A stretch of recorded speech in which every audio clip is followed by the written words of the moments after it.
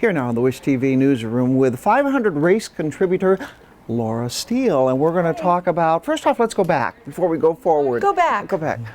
Tell people, refresh their memory, how do they know that voice, that Laura Steele voice? Oh, that big mouth, as some say. Q95 for 15 years, so radio personality for many years, and did work at the Indianapolis Motor Speedway on the big screens. So now we take it to kind of a smaller screen and also online at wishtv.com and going and taking great stories from the Indianapolis Motor Speedway, history from the 500, and bringing it to Wish TV. But yeah, great pictures. Rock radio was my start. Professionally, some of the drivers that you've met. Oh, pretty much all the drivers, because I worked at IMS for many years and worked on the big screen. Okay. So went from radio to the biggest screens and really some of the biggest screens in the world. So all the drivers that You've met all of the drivers? Pretty much all of them. I mean, all of them are very nice. The IndyCar drivers are fantastic.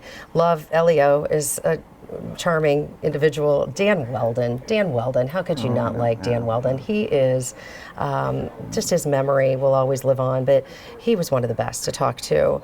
Always had a great time with Mario, talking to Mario. You've got Al Unser, AJ, all of them have always been very gracious and kind.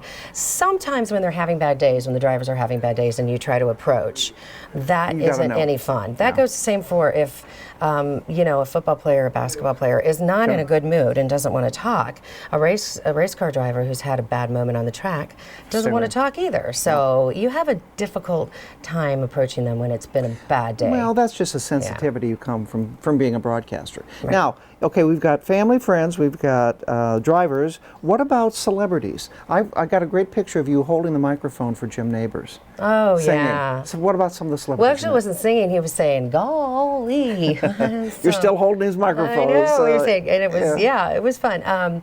Jack Nicholson was there one year, but I really didn't get a chance to talk to Jack. Jack doesn't talk to anybody. Yeah, but he stood up on that flag stand for a long time. It wouldn't get down.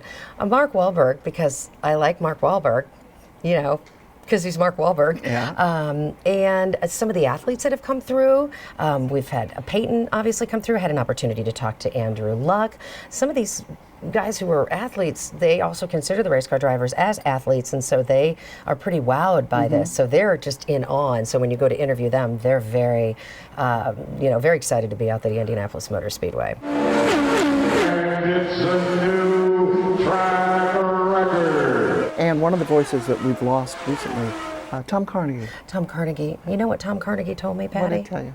Slow down when you talk.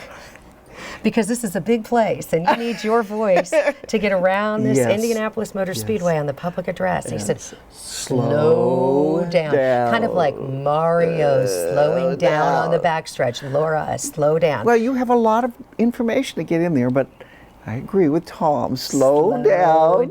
Take each thing and enjoy Embrace it. And yes, embrace it. So enjoy the 500. Enjoy seeing you, and enjoy seeing more of you on TV. Absolutely. Thank you very much. Okay. And let's go racing. Start your engines. There you go. All right. More coming up on Boomer TV.